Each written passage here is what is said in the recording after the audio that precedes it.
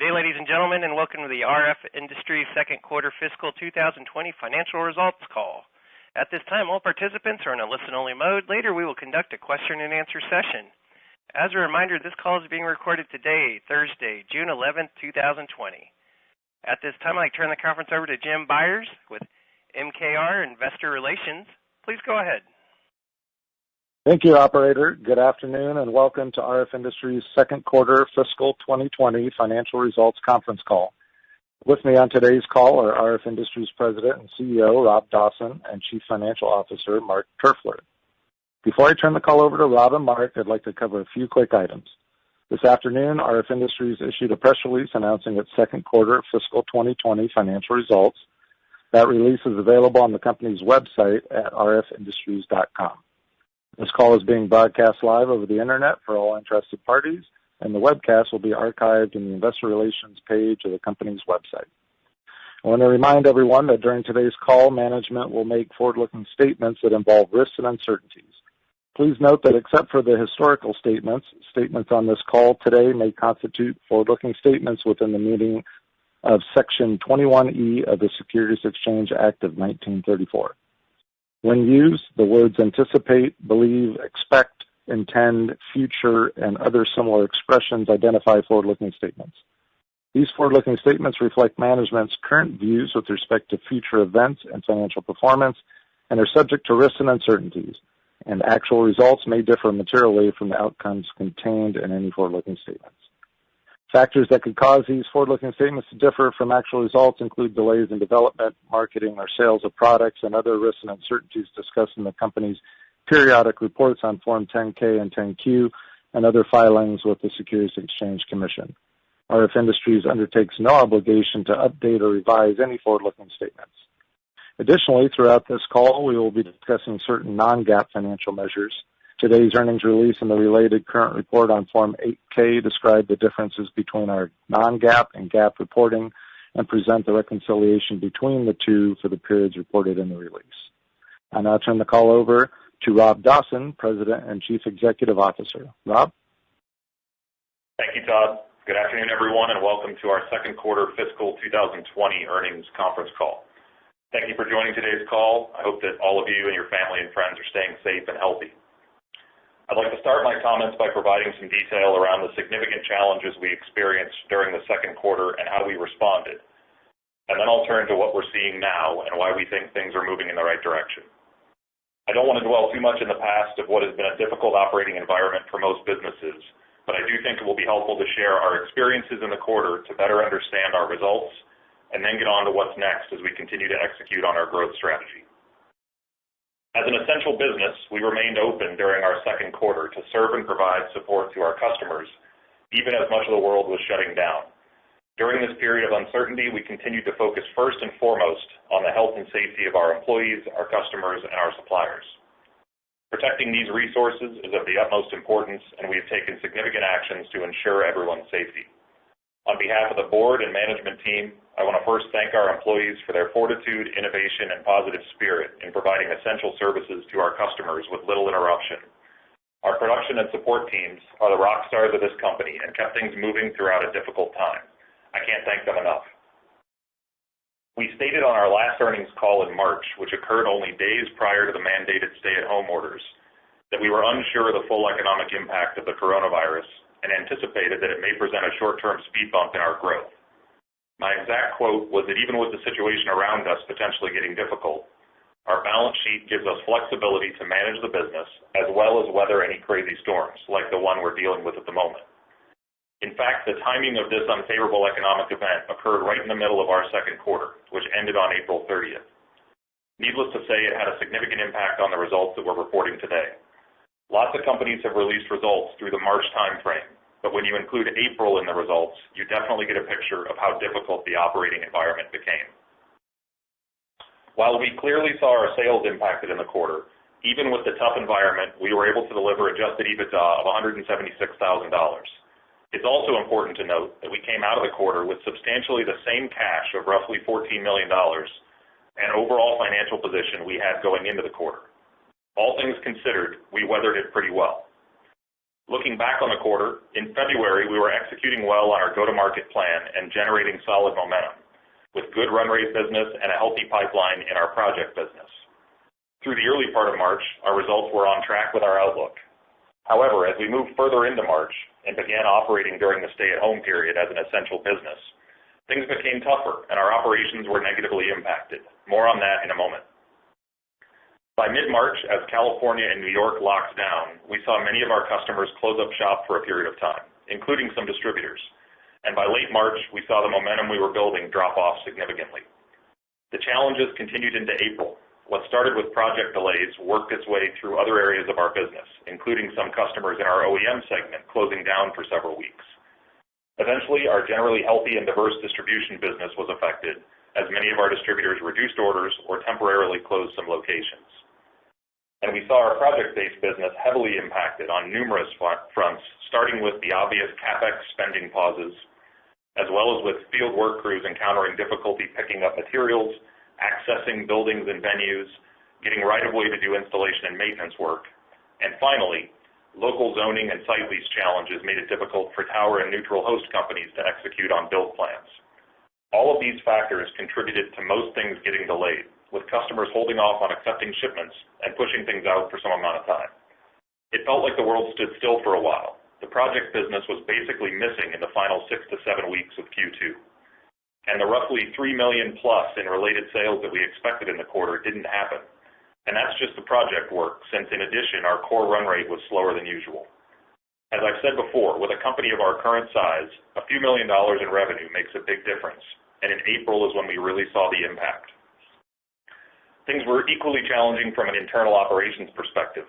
While we quickly pivoted to a remote workforce, it's the nature of our business that 70% of our team are production and support staff that need to be physically on site to build products. So as we remained open, we committed to additional measures to protect the safety of our employees and continued with the best practices we had already implemented as outlined by the CDC and state governments. These measures included social distancing through staggered and multiple shifts, supplying personal protective equipment, additional cleaning supplies along with enhanced sanitation services, and being flexible with our employees who were impacted directly or indirectly related to the COVID-19 pandemic. As a result, we incurred roughly $50,000 of increased production and operating costs during the quarter. This included paying out small bonuses to some of our employees on the production and support teams as a thank you for their incredible efforts to show up on site and ensure product continued to ship. And as the pandemic worsened, our operations changed even more over the course of several weeks as we began to further stagger shifts in our workforce to protect our employees. In March, we were separating our team into smaller groups, ultimately adopting multiple shifts under different time frames, which negatively impacted the productivity of our teams and ultimately caused a hit to our gross margins. By April, we unfortunately saw a direct impact of the illness on a few team members, particularly affecting our operations in the Northeast, in Connecticut and New York. There were several weeks where we were operating with a significantly reduced production team. Although we're considered an essential business, we were certainly not going to mandate work ahead of someone's health. All of these challenges obviously made for an extremely difficult month in April, which had a significant negative impact on our quarter. We remained committed to keeping our people healthy and on the job as best we could. And I think we did a very good job weathering the storm, especially considering the type of business that we run.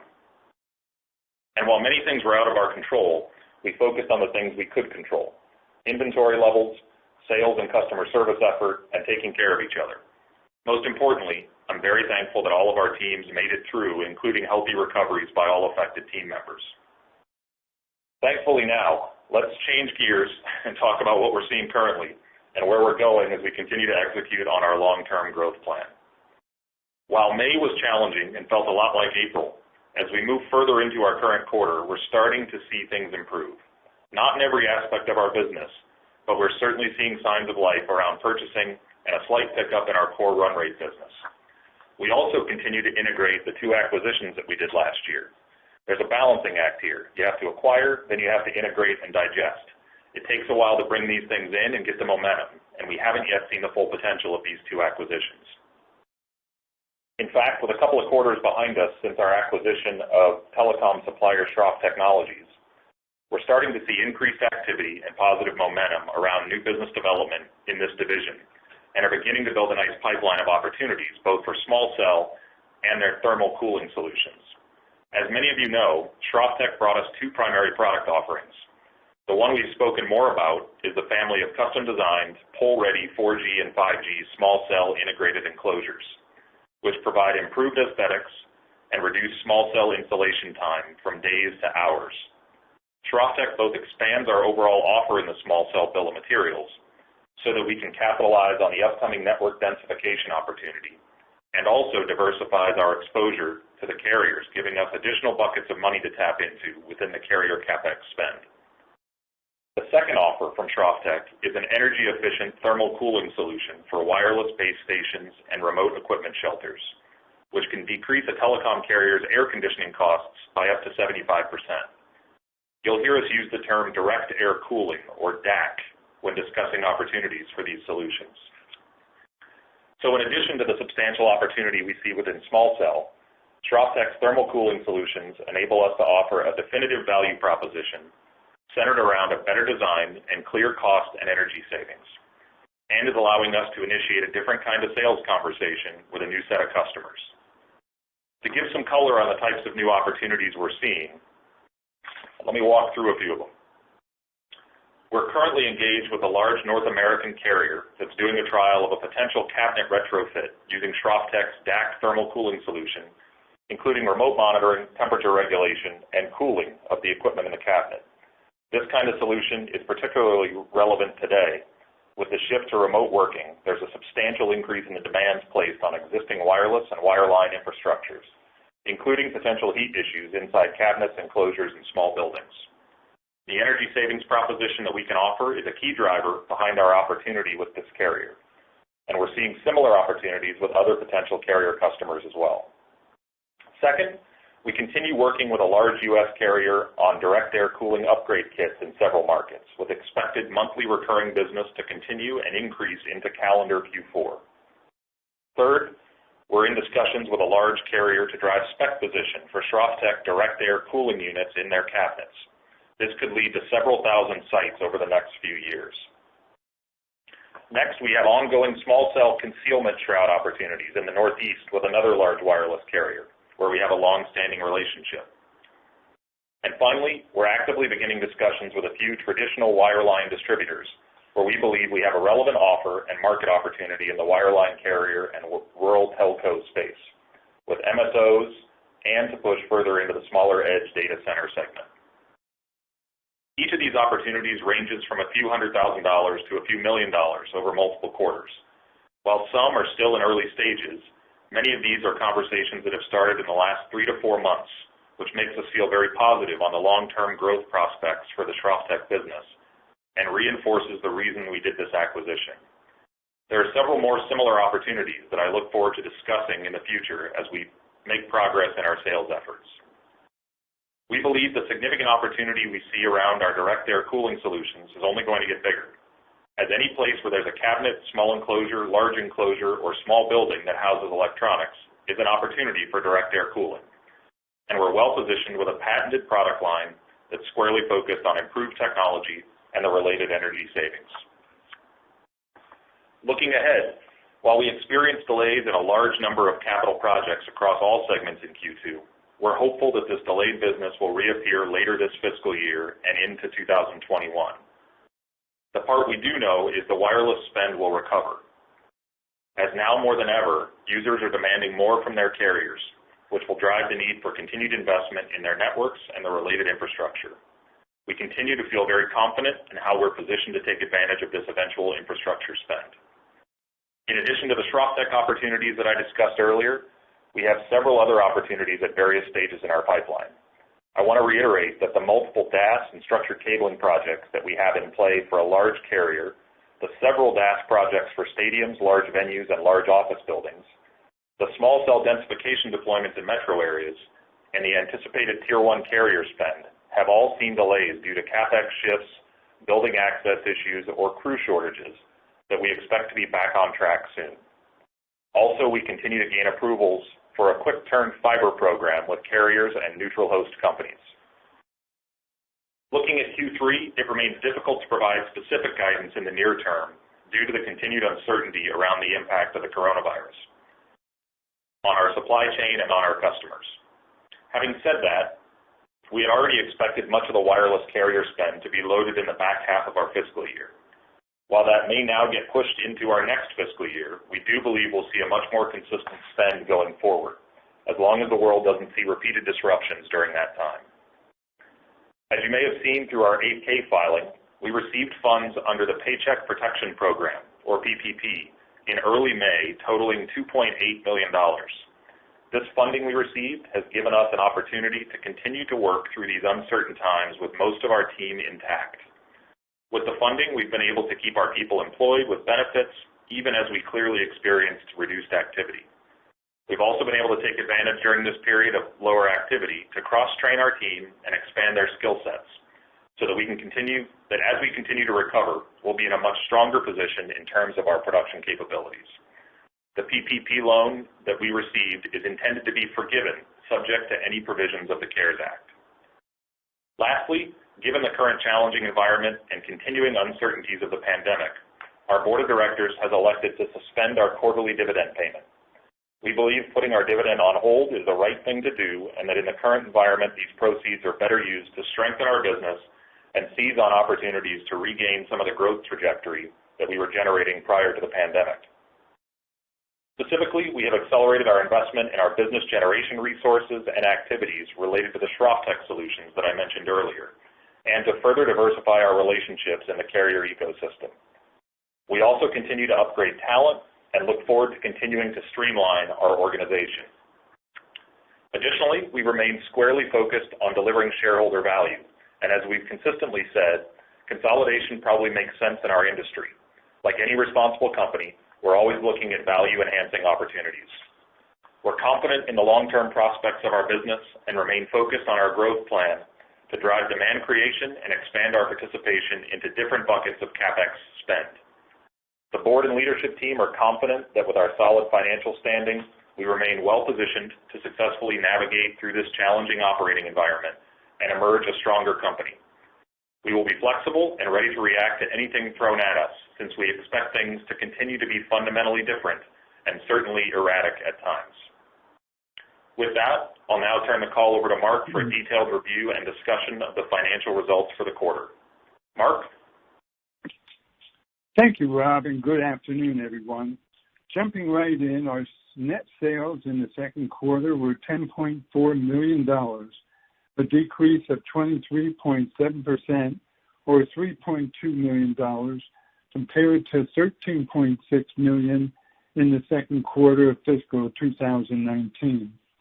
The year-over-year decrease in net sales reflects a decrease in our project-based business resulting from the slowdown in carrier spending, as well as the other factors that Rob just described. This decrease was partially offset by additional sales contributed by our newly acquired subsidiaries, ShrofTech, whom we did not own in fiscal 2019, and C Enterprises, whose prior year quarter results were for a 6-week period. At quarter end, our backlog stood at $5.7 million, up from the $5 million number at our prior quarter end. The bulk of this increase came from our ShrofTech division, which Rob just spoke about. Gross profit for the second quarter was $2.6 million, compared to $4.1 million in the second quarter last year. Gross margins were 25% of net sales, compared to 30% of net sales in the second quarter a year ago. The decline in margins was primarily due to lower sales in our project-based business that resulted in lower coverage of fixed production costs, production mix at the custom cabling segment, and increased sales at the C Enterprise subsidiary, whose gross margin are lower than the blended margins of our other divisions. Total operating expenses increased $100,000 to $2.8 million, or 27% of net sales, compared to $2.7 million, or 20% of net sales in the second quarter last year. The increase was primarily due to the inclusion of newly acquired Schroff-Tech's operating expenses in a full quarter for C Enterprises. This increase was partially offset by a $300,000 decrease in the valuation of Schroff-Tech's earn-out liability. Excluding the impact of Schroff-Tech's additional operating expenses, second quarter operating expenses declined approximately $700,000 when compared to the second quarter last year. Also included in total operating expenses for the second quarter were the following three expense items. First, $173,000 of amortization expense, an increase of $104,000 over last year as a result of the Schroff-Tech acquisition. Secondly, $97,000 in stock-based compensation expense, an increase of $19,000 over the second quarter last year, due in part to one-time compensation costs related to our recently hired Chief Revenue Officer. And lastly, approximately $50,000 of increased production and operating costs for supplies, sanitation services, and other costs to keep our employees safe related to COVID-19 pandemic. Net loss for the second quarter was $184,000 or 2 cents per diluted share, compared to net income of $1.1 million or 11 cents per diluted share in the second quarter last year. We are also providing some non-GAAP financial measures, including non-GAAP net income, non-GAAP earnings per share, and adjusted EBITDA. Our earnings press release includes a reconciliation between the GAAP and non-GAAP reporting. We believe these non-GAAP financial measures provide useful information to investors with which to analyze our operating trends and performance. Non-GAAP net loss for the second quarter was $73,000 or 1 cent per diluted share, compared to non-GAAP net income of $1.2 million or 13 cents per diluted share in the second quarter last year. Non-GAAP net loss for the second quarter of fiscal 2020 excluded $97,000 in stock-based compensation expense. Adjusted EBITDA for the second quarter of fiscal 2020 was a positive $176,000 compared to $1.7 million in the second quarter last year. Adjusted EBITDA for the second quarter excluded $97,000 of stock-based compensation expense and $173,000 of amortization expense, which increased $104,000 primarily due to the impact of acquiring Schroff-Tech. Adjusted EBITDA excludes a tax expense of $3,000 compared to a $315,000 tax expense in the second quarter last year.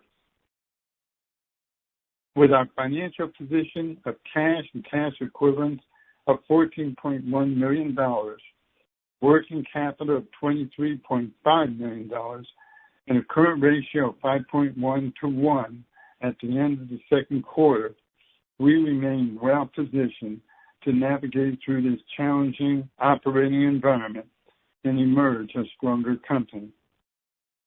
That concludes my discussion. I would now like to open the floor to questions. Operator, we're ready to take our first question. Thank you. Ladies and gentlemen, if you'd like to ask a question, you may do so by pressing star 1 on your telephone keypad.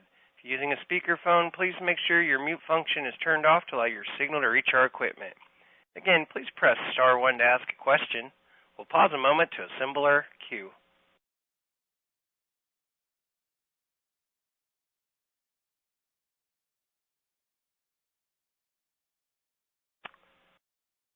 We'll take our first question from Josh Nichols with B. Riley. Please go ahead. Yeah, thanks for taking my question. And I know you mentioned there's clearly been some revenue headwinds for the quarter, as most companies have kind of been experiencing in the current environment. No big surprise there.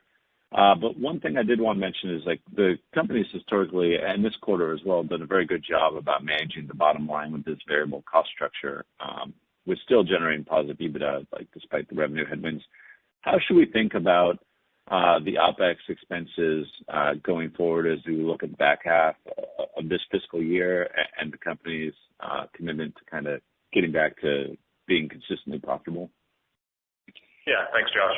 Appreciate the question. It's a good one, and it's a hot topic for us, obviously, at the moment. So I think, to your point, we were looking for some positives in the quarter, as obviously there was a lot of challenges, and I hate putting together a commentary around how difficult things were, but the ability for us to kind of weather that storm was something we knew we could do, and we've still got a chance to keep doing that. But we've got to right the ship on a few expense items.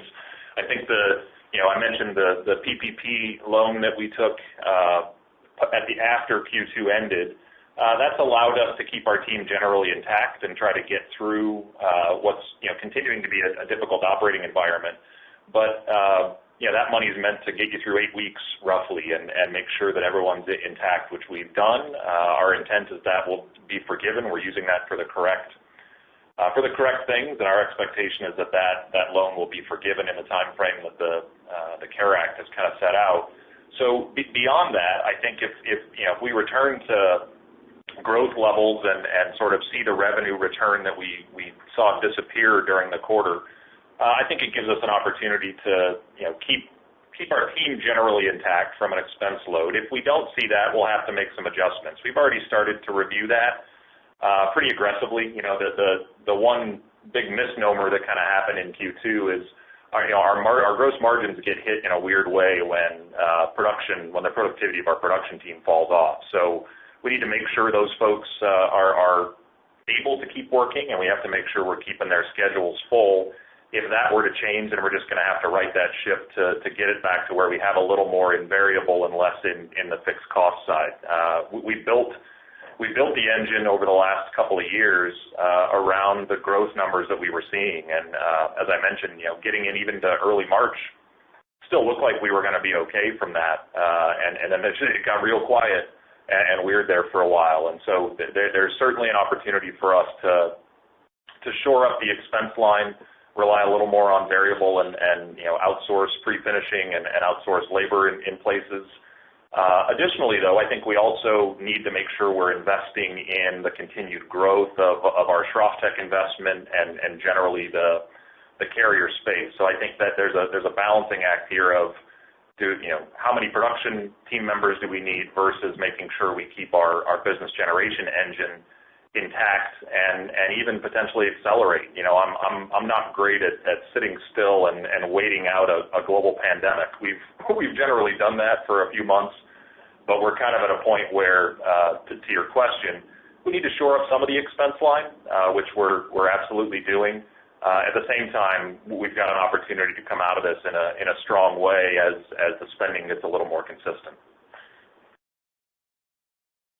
Thanks for the additional detail on that. That's helpful. And then I did want to ask, I know you mentioned that, you're in an interesting situation because you were impacted for a large chunk of the quarter, given you have an April quarter end with some better visibility than what some other players who reported March may have been talking about. You mentioned that you've been seeing a pickup in activity. Could you provide any type of color as far as broadly what you're looking for, at least for the current quarter? Is it fair to kind of assume, I guess what I'm getting at is that 2Q may be like a revenue trough is what we may see, at least based on the current trajectory? Yeah, so it's hard to say. I think I'd love to give a really definitive answer around some even light guidance for the quarter. I think when we look at May didn't look drastically different than what we saw in the April timeframe. April had a few pockets in there where we saw some okay things, some emergency orders, and some sort of unexpected new hospitals popping up and things that we were able to participate in, which was nice.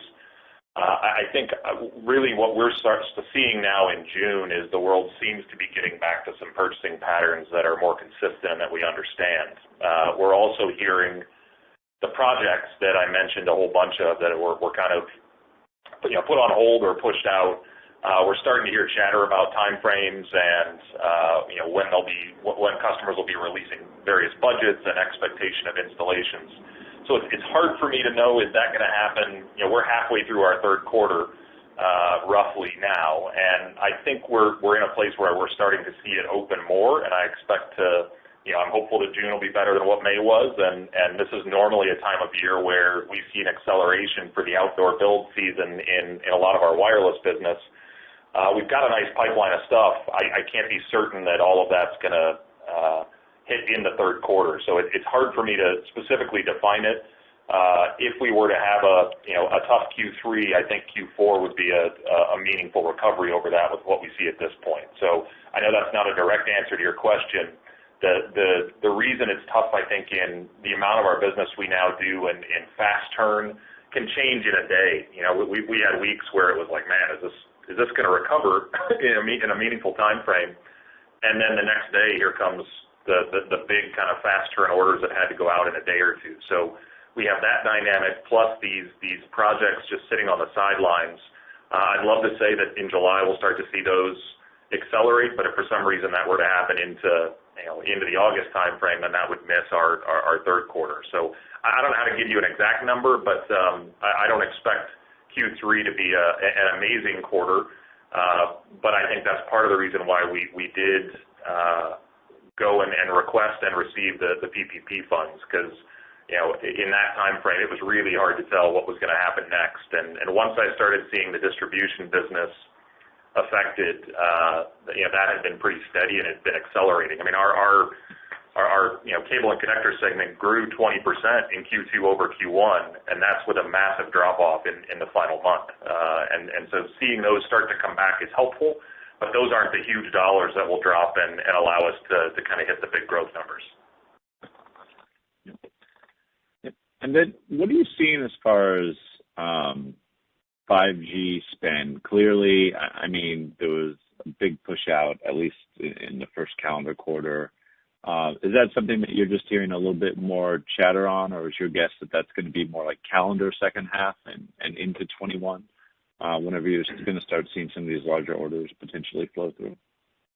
Yeah, so having talked to carriers, our distributors, other manufacturers that are partners with ours or peers of ours, people are kind of seeing the same thing. It's different carrier by carrier on what the expectation is, but I think the things that we expected to start around now, I mean, typically this is the time of year you get into late spring, early summer is when you would see building activities pick up, specifically, especially on outdoor kinds of things. I think, T-Mobile has come out and been pretty aggressive, although I know there's still right-of-way and zoning issues at times that get in the way of that.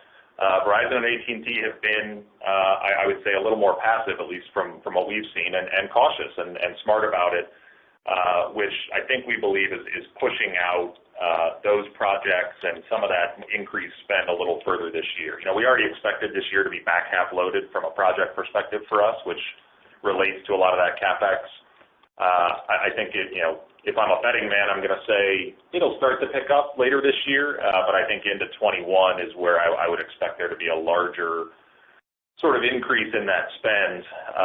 That can also change very quickly, but I think to your earlier point, when you start looking at April results for a lot of businesses, and most companies released through March and pulled guidance and said, hey, we're not sure what's going to happen next.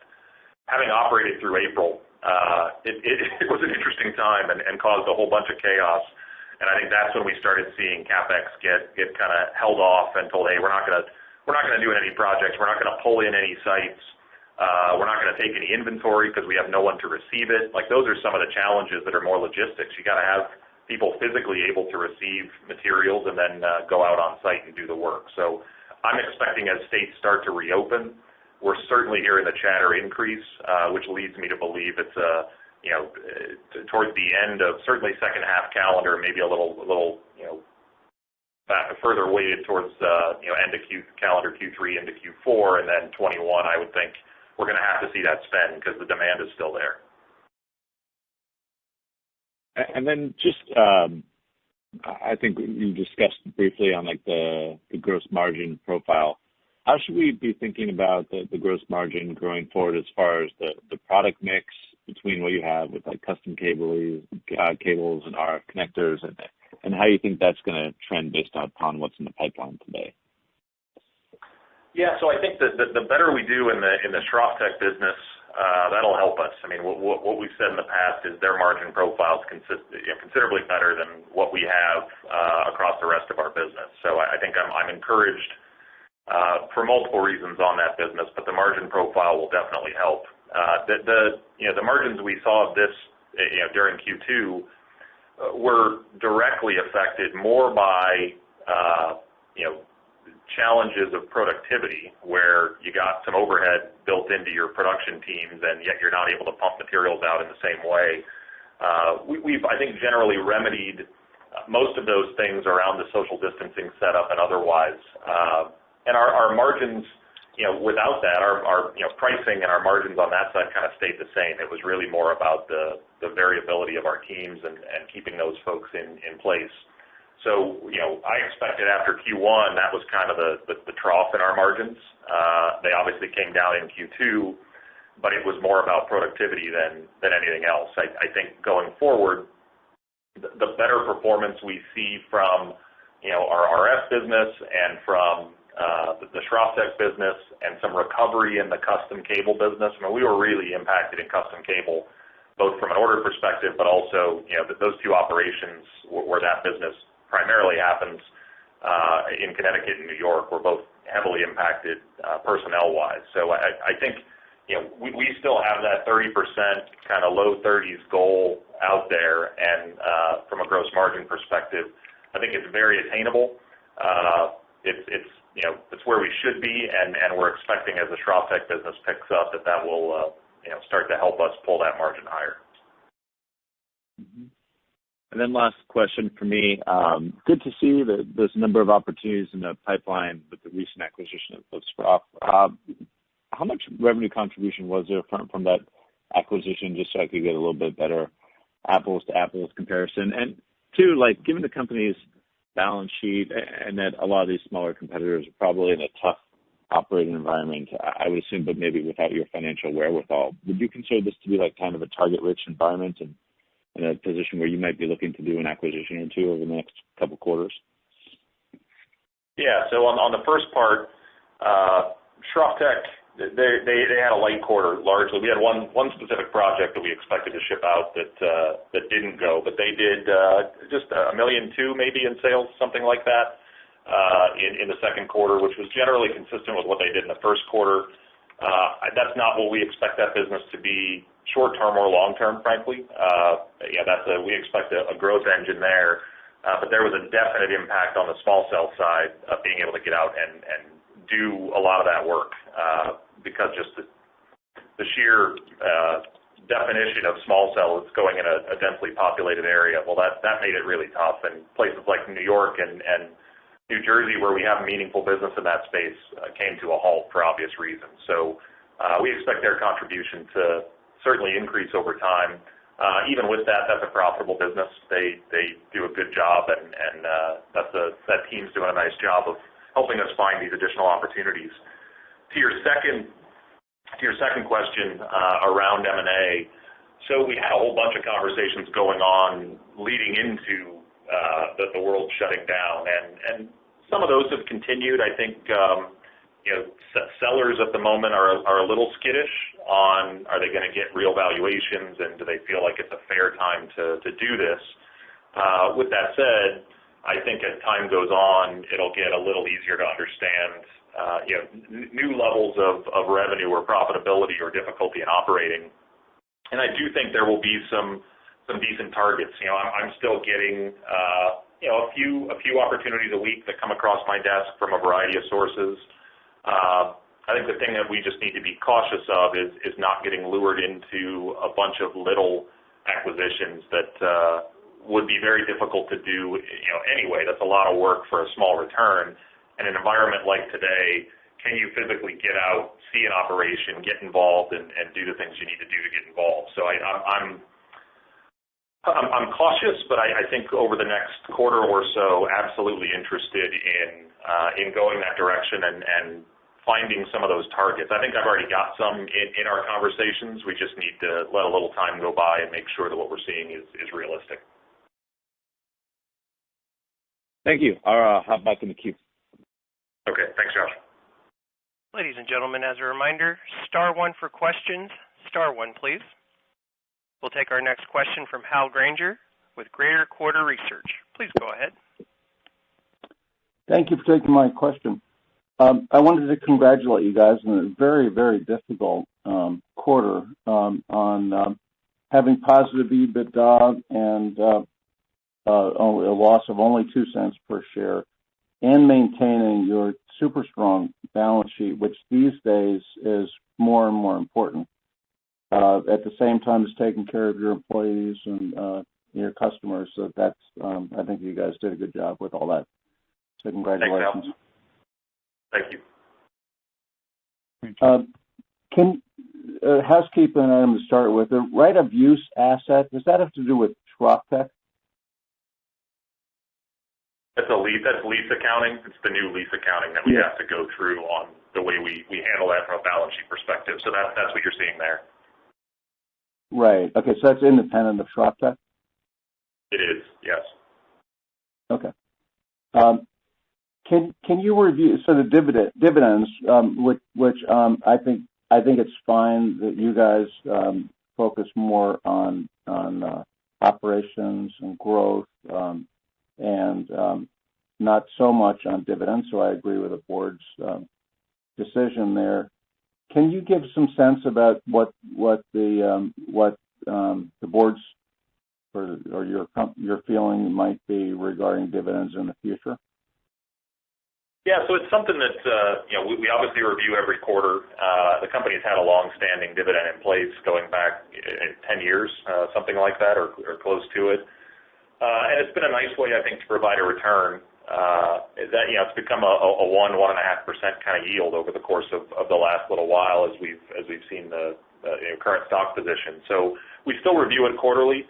This was a tough conversation, and I think there's reasons why. I'm certain there's some folks that are in our stock that appreciated the dividend. There's a whole separate set that want the growth focus, and I think the discussion in this case really came down to something that I've said publicly for a few years, which is if we have a better use of capital, I think we would rather deploy that around growth. And one of the things that we've done and are in the process of doing a little more, and I mentioned this, is we can't just sit back and hold our breath and wait for everything to get better from a sales and business generation perspective. I think for us, that's a dangerous game to play. I mean, you saw the impact in Q2 of some projects being pushed out.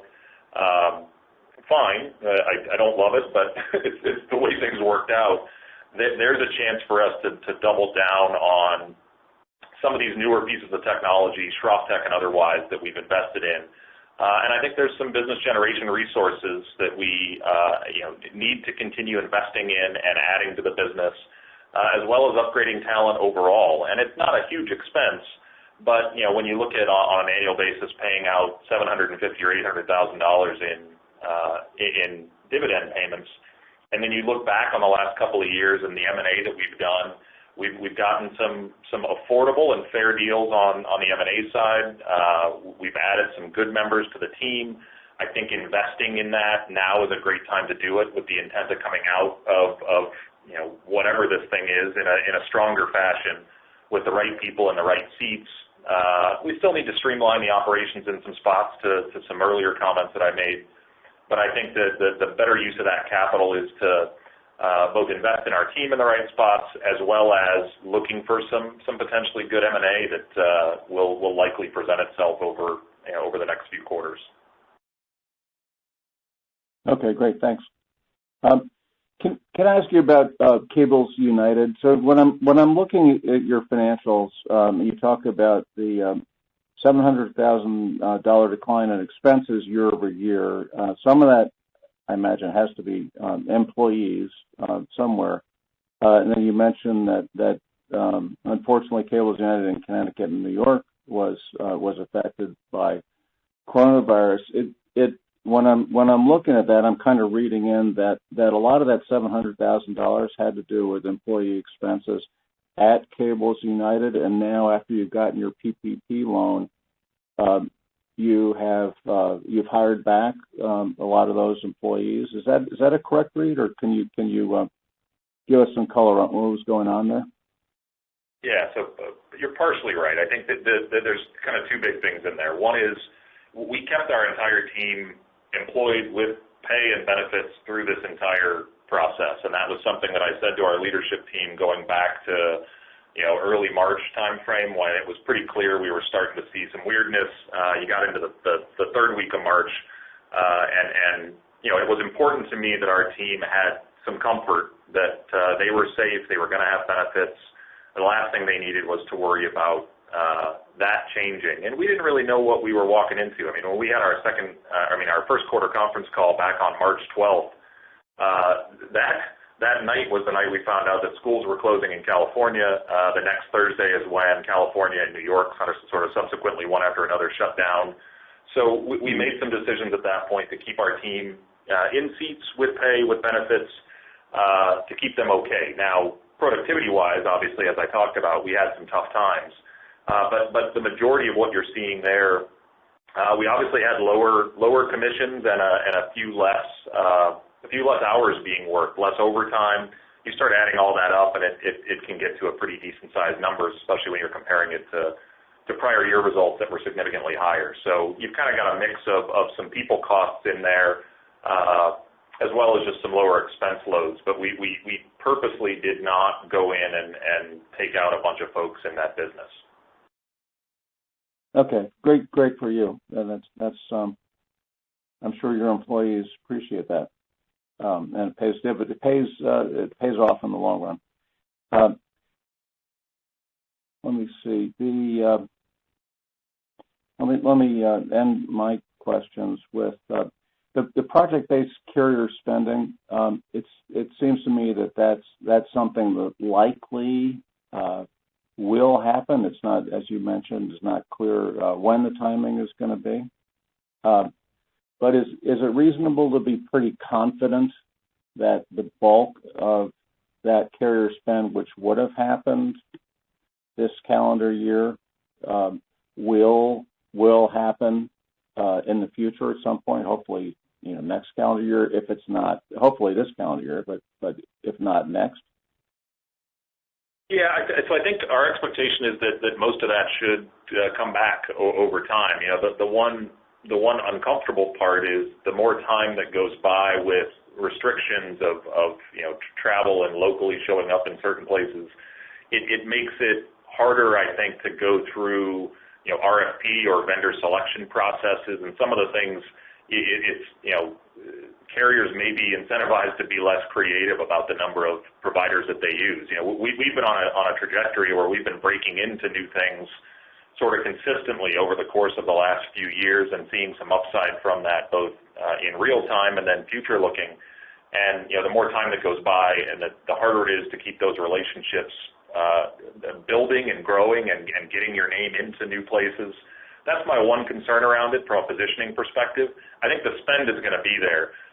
It's definitely difficult to find those opportunities to displace the gigantic companies that might be in there now, which we've seen some success on in the past. So I'm comfortable saying I think the spend's coming back. I think we're still positioned very, very well. I'm hopeful that we keep getting the opportunities to play in that space the way we have, even with some of the kind of logistical challenges that are being thrown at us. Great. Thank you, Rob. Thanks, Hal. As a reminder, star one for questions. We'll take our next question from Chris Vachvosky, private investor. Please go ahead. Hello. Well, thanks for taking my question, and my questions was already answered. Good luck. Thanks. Okay. Thanks, Chris. Thank you. Star one for questions. We'll pause a moment to assemble the queue.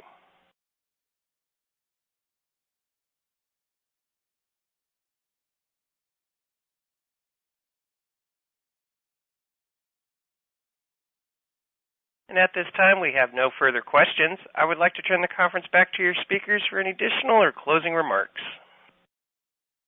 Thank you. In closing, I'm incredibly proud of our team, and on behalf of the board and management team, I would again like to thank our employees for their creativity, positive spirit, and resilience during these very challenging times. Thanks everyone for your interest and support of RF Industries. I look forward to reporting our fiscal 2020 third quarter results in September. Hopefully speaking with some of you at our virtual investor conference presentations before then. Thanks for joining our call. Please stay safe. Have a great day. And now you can take a breath. Thank you. Ladies and gentlemen, this concludes today's conference. We appreciate your participation. You may now disconnect.